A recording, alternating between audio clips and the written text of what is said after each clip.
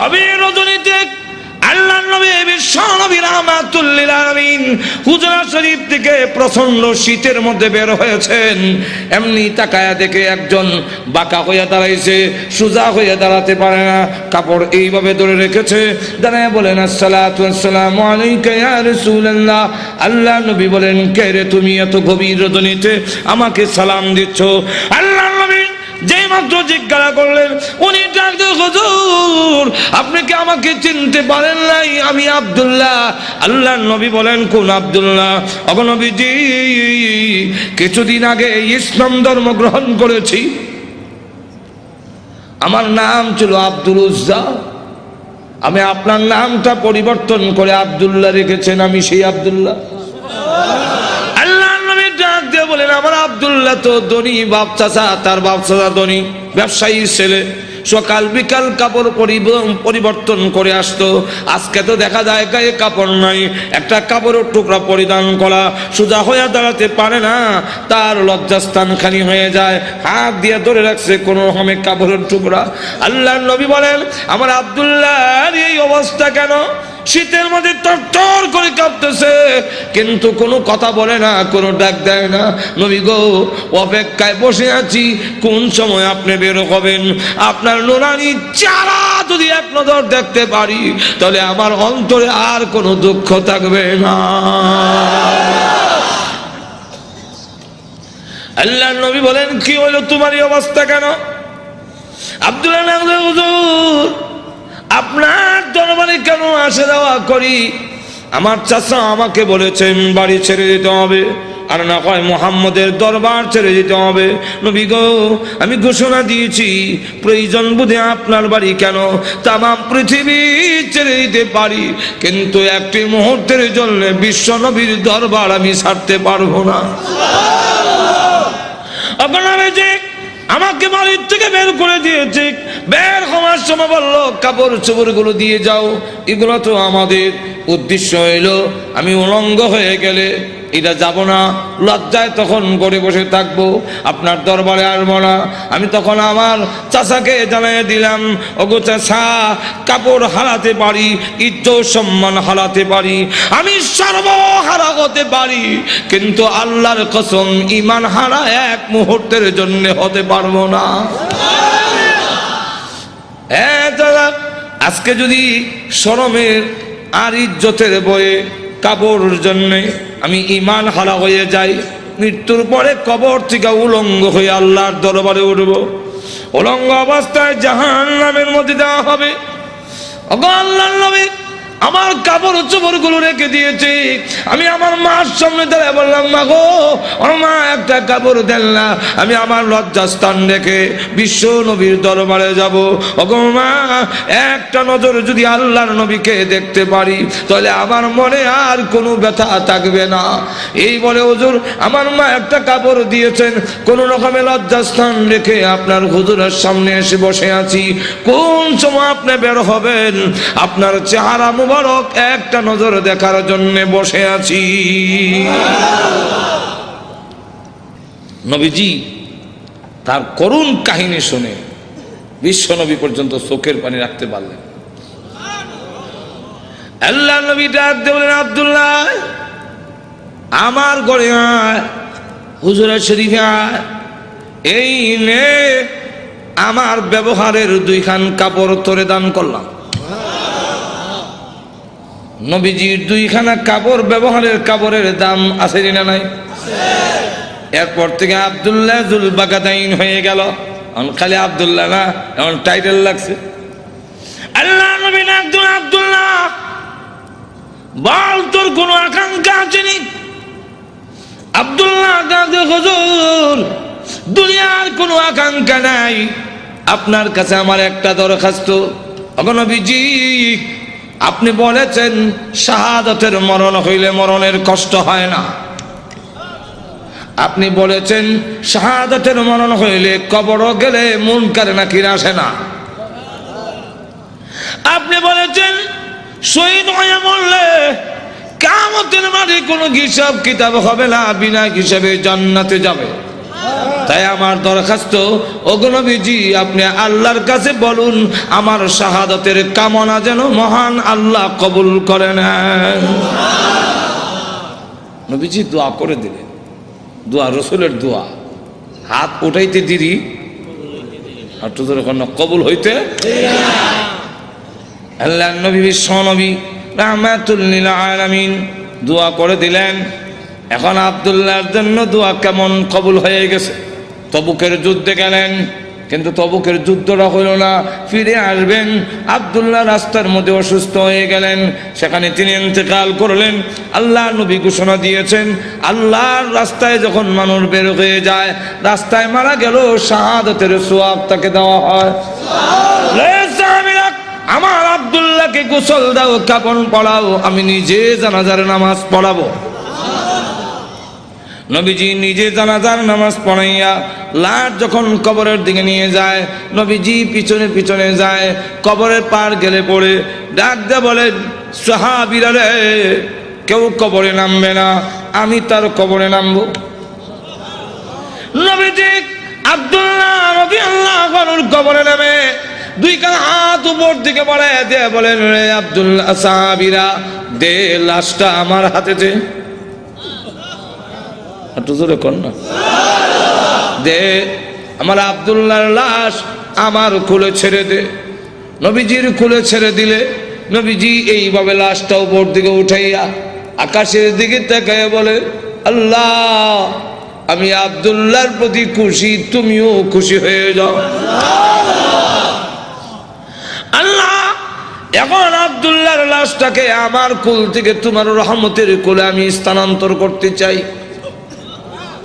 এই কথা শুনে সাহাবীরা গইরে কবর পার কান্না শুরু করেছেন।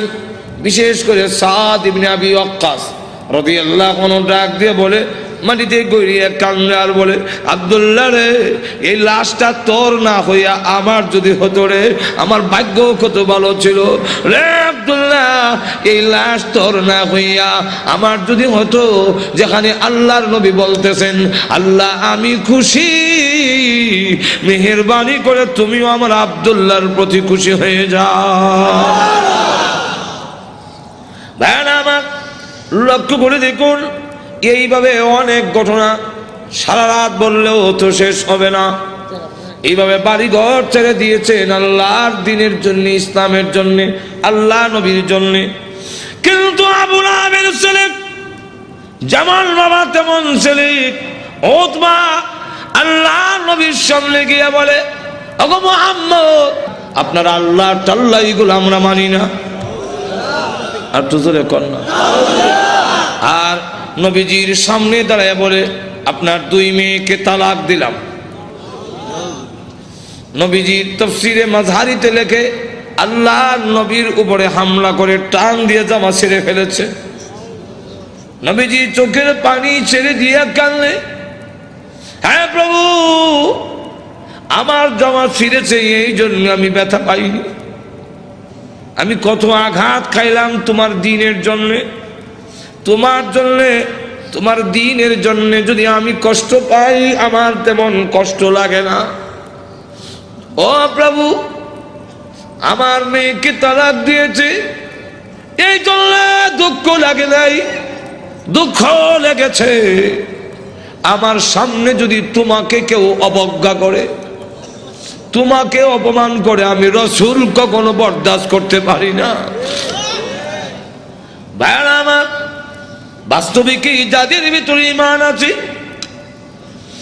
ঈমানদার কখনো দুনিয়ার সকল কিছু বরদাস্ত করতে পারে, কিন্তু আল্লাহ নবীকে অপমান করবে, এই পৃথিবীর কোন মুমিন কখনো বরদাস্ত করবে না। এর নামই হলো ঈমান। জোরে কোন ঠিক কিনা? আল্লাহর জন্য, আল্লাহর নবীর জন্য, আল্লাহর দ্বীনের জন্য মুমিন তার জীবন উৎসর্গ করতে পারে, কিন্তু আল্লাহর অবমাননা কখনো মুমিন বরদাস্ত করতে পারে না। আমার আল্লাহর নবী, আল্লাহর মহব্বত নবীর অন্তরে বেশি না কম? আর তো দূরে কর না, সকলের চেয়ে বেশি না কম? নবীজি কান্দেন আর বলেন, প্রভু গো, আমার সামনে কেমনে কয় তুমি আল্লাহ টাল্লাহ, এত বড় নিমক কারাম আল্লাহ আমি কেমনে বরদাস্ত করি? আল্লাহ ডাক দেওয়ার নবী গো, আমি বানাইছি নিজের সন্তান যদি নিজের দারিদ্র্য টান মারে দুঃখ লাগে না? না লাগে? নিজের সন্তান যদি কিল মারে খাবলায় কষ্ট লাগে না? আপনার কষ্ট লাগে না, কিন্তু দেখবেন আপনার মা এই জিনিসটা বরদাস্ত করবে না। আপনার ছেলে আপনাকে যদি দারিদ্র্যে টান মারে আপনার কিন্তু কষ্ট লাগে না? আপনার যদি খাবলা মারে আপনার কষ্ট লাগে না? মাথা সোলো করে টানে আপনার কষ্ট লাগে না? লাথি মারে কষ্ট লাগে না, কিন্তু আপনার মা যদি দেখে তখন বরদাস্ত করে না। দেখি তাহলে আল্লাহ ডাক দিয়ে বলেন, আমি বানাইছি মানুষ, এই মানুষ যদি আমার সাথে বিয়াদবি করে, আমাকে গালি দেয়, আমার বিরুদ্ধে বলে, এত আঘাত লাগে না, কিন্তু আমার নবীকে যদি কেউ কিছু কয় আমি আল্লাহ বরদাস্ত করি না। আমার নবীর বিয়াদব আমি আল্লাহ ছাড় দেই না। আমার নবীর গায়ে আঘাত করলে আমার কষ্ট লাগে। সে পাথর নিয়ে আপনাকে মারতে এসেছে, এই জন্য আমি আল্লাহ আয়াত নাযিল করে জানায়া দিলাম। নবীজি এখন বদদুয়া করেন, আল্লাহ তোমার কুকুর সমূহ থেকে একটা কুকুরের উপরে মুসাল্লাত করে দাও, চড়াইয়া দাও। আল্লাহ আবু লাহাবের ছেলে উতবার উপরে তুমি কুত্তা লাগায়া দাও।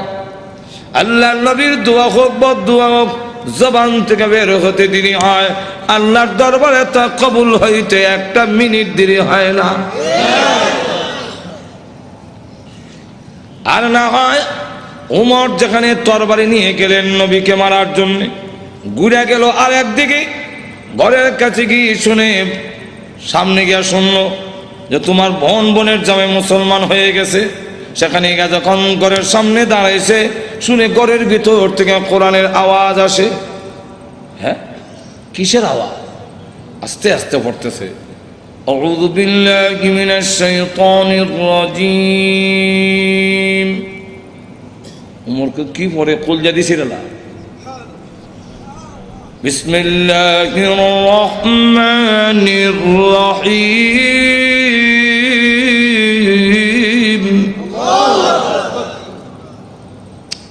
এই করকে আওয়াজ হইনা ফাতেমা কাহা আজরাইল আইছে, দরজা খুলছে। আর ফরায় যে হযরত খাব্বাব রাদিয়াল্লাহু, তিনি দরজার আড়ে লুকাইয়া গিয়া আল্লাহ লা ইলাহা ইল্লাল্লাহ সুবহানাকা ইন্নী। বোন এবং বোনের জামাইরে তো একবারে মারবে না, উমর তো আমারও দুই টুকরা করলো, তরবারি এতই আছে। দরজার আড়ে লুকাইয়া খালি খতমে ইউনূস পড়ে। উমর ঢুকা তার বোন রে দিল এক থাপ্পড়, বোনের জামাইরে থাপ্পড় খাইয়া উল্টে গিয়ে পড়ছে। বোন বাধা দিয়ে আমার স্বামীরে মারো কেন? দিলাম তোরা একটা। বোন যখন থাপ্পড় খাইছে, কানের পর্দা ফেটে গেছে। বোন তখন কয়, শোনো, তুমি যেমন খাত্তাবের ছেলে, আমিও খাত্তাবের মেয়ে। তুমি জানো না ইমান এমন এক জিনিস, এটার মধ্যে যত চাপ দেওয়া যায় অত এটার স্পিরিট। ইমানদার এমন এক জিনিস, এটার যত গুতা দিব অত ভালো উঠবো। গুতা দিত না, ঘুমায় থাকবো। চিড়িয়াখানা গেছে, দেখে চিড়িয়াখানা এক বেটা গিয়া দেখে ফিঞ্জিরের ভিতরে রড দিয়া বাঘ তো আটকাইতেছে, দেখছেন না? তো চিড়িয়াখানার খানা এটা তো আর মুক্ত না, সে যেভাবে মুক্ত গরু ধরে খাইতো এভাবে তো আর খাইতে পারে না, সামান্য খাওয়ান ভাই সরু রয়েছে। তো ধর্ষণার্থী একজন দেখুন না, এক লোকটা কয়, এটা শুনছি বাঘ, এটা দিয়ে ছাগল। বাঘে না মানুষ দেখলে তর্জন গর্জন করে, এটা দিয়ে কিচ্ছু কয় না। তো দিছে সাথী দেখ গুতা নিবেদন করছেন খাওয়ান ঠিক ভাই হয় না পরে রইছিলাম তোমার একটা গুড়া কিমরে কামড়া সিটি সেন্টার মোর গুতা দেশ করে জানোস না ভাগ গুতা দিলে ভালো উঠবো যেমন গুতা দিছে আমি কয় হাক হাক করে দেন খালিছে অন জুতা মুজা হাতে হালাই একটা দিছে দো জোরে কোন ঠিক কিনা ফাতেমা ডাক দেখো ভাই তুমি যে আমার শর্ট দিছে মনে করছো আমি বন্ধ হয়ে যাবো সুস্পষ্ট করে বলে দেই সত্য ধর্ম গ্রহণ করছি মারতে পারো জীবন গেল ছাড়তাম না এখন কয় এই এটা নিয়ম। মানুষ যখন দিনের উপরে ইসলামের উপরে অটল অচল থাকে তখন তারা আল্লাহর সাহায্য আসে, আর যারা নির্যাতন করে হেরার দিলের মধ্যে আল্লাহ ডর ঢুকাইয়া দেয়। উমর কয়, ইয়া তো মারলাম তো সামলাইতাম পারি না, কি পড়ছি রে দেখো না, তোমাকে দেওয়া যাবে না। বলে কেন? এটা কোরআনের অংশ। ইন্নাহু লাকুরআনুন কারীম ফি কিতাবিম মাকনুন লা ইয়ামাসসুহু ইল্লাল মুতাহহারুন।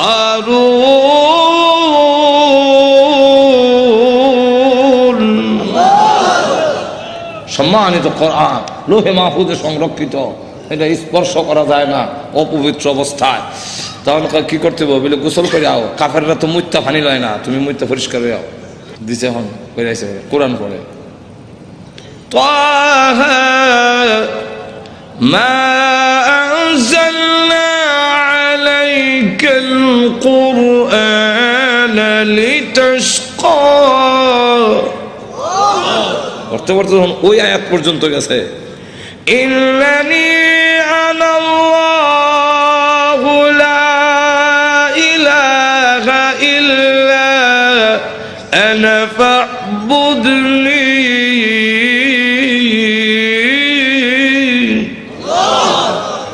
দেখে চোখ থেকে পানি নহর চালু হয়েছে। এমনি ডাক দেখা, বোন আমার মোহাম্মদের দরবারে নিয়ে আসল। তো পর্দার আড়ালে যিনি লুকাই আছিল দরজার আড়ালে, মনে আছে তো? ঘটনা কোনটা আমার উদ্দেশ্য না, ঘটনা হলে তো এইটার মধ্যে 1 ঘন্টা দেবো। ঘটনা হওয়া উদ্দেশ্য না, উদ্দেশ্য রইল ওই কথাটা বুঝে পেলে গা দরজার আড়াল থেকে এমনি কয় আর লুকাই থেকে লাভ নাই। ওখান বুঝে লেছি উমর মারত না। তো সংবাদটা আমি আগে দিলাই, কারো সুসংবাদ আগে দিতে একটা মনের মধ্যে একটা আনন্দ পাওয়া যায়, তো আমি আগে দিলাই। এমনি দরজার বাইরে থেকে আড়াল থেকে বেরিয়ে কয়, হ্যাঁ মা, তাদেরকে কোরআন শরীফ আমি পড়াইছিলাম। আচ্ছা, তো আপনাকে সুসংবাদটা দেওয়ার জন্য বেরিয়েছে, কারণ লুকাই আসলাম। কি সুসংবাদ? বলে দারুল আরকাম, গোপন ঘাঁটি, যেখানে দিন প্রচার করা হয় লুকাই লুকাই এখান থেকে, যার নাম ছিল দারুল আরকাম। এই দারুল আরকামে গত রাত্রে আমি বিশ্ব নবীকে দোয়া করতে শুনছি। আল্লাহ রসুল বলছেন, আল্লাহুম্মা আইজ্জিল ইসলামা বি আহাদিল উমরাইন।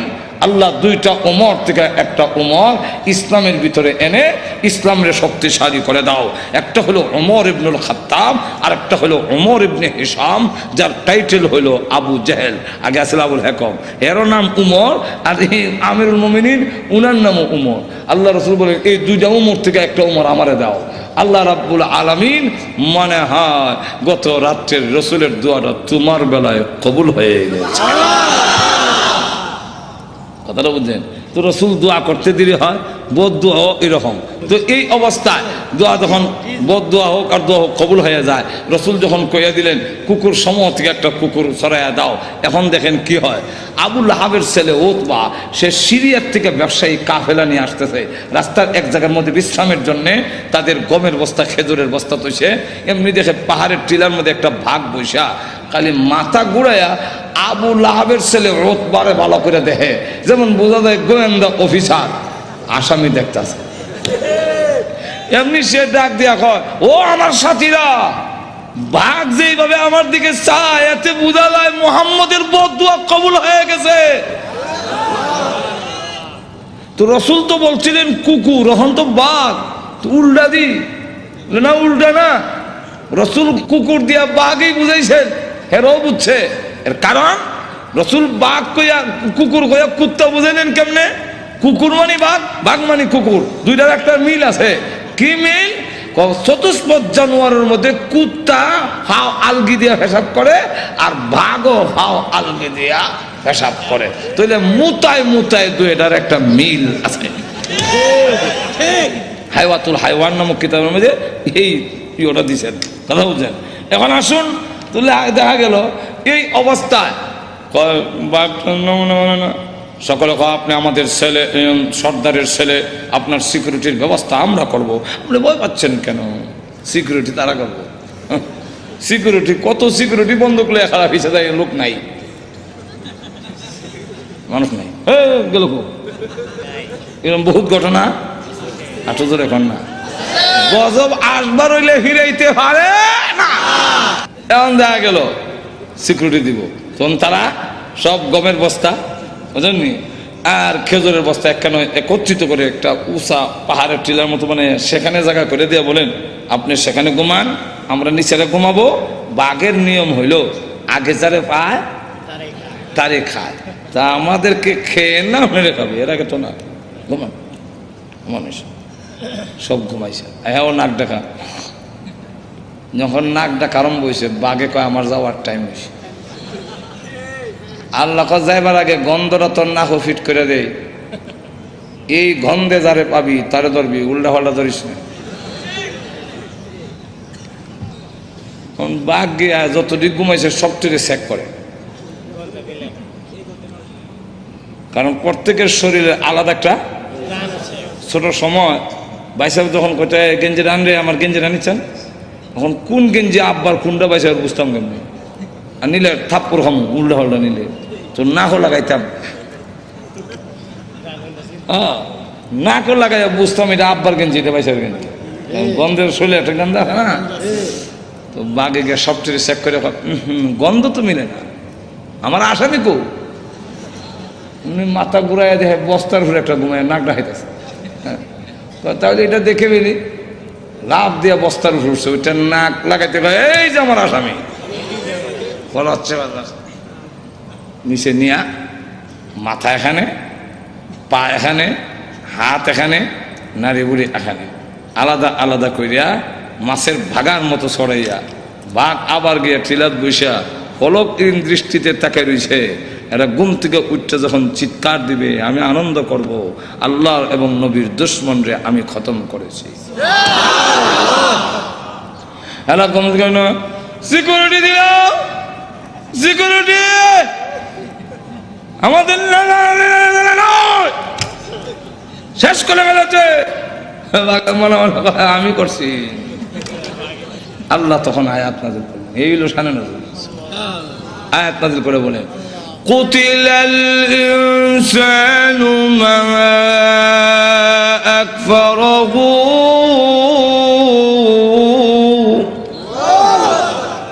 মানুষ ধ্বংস হয়েছে নি, আর তো ধরে কন রক্ষা করতে পারছে। আপনি আমিও ধ্বংস হব মরণের সময়, কেউ আমাদের রক্ষা করতে। আর তো ধরে কন কাল্লা ইযা বালাগাতিত তারাকিয়া ওয়া কিলা মান রাক,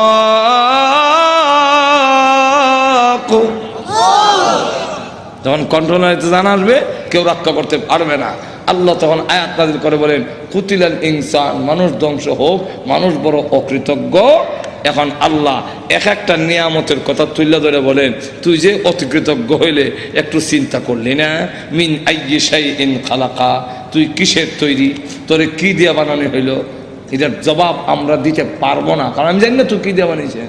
এর লাগে আল্লাহ নিজেই জবাব দিয়েছেন মিন নুতফা, নাফাক পানি দিয়ে বানাইছি, যেটা অত্যন্ত ঘৃণিত। আমি আল্লাহ এত সুন্দর করে তোরে বানাইলাম।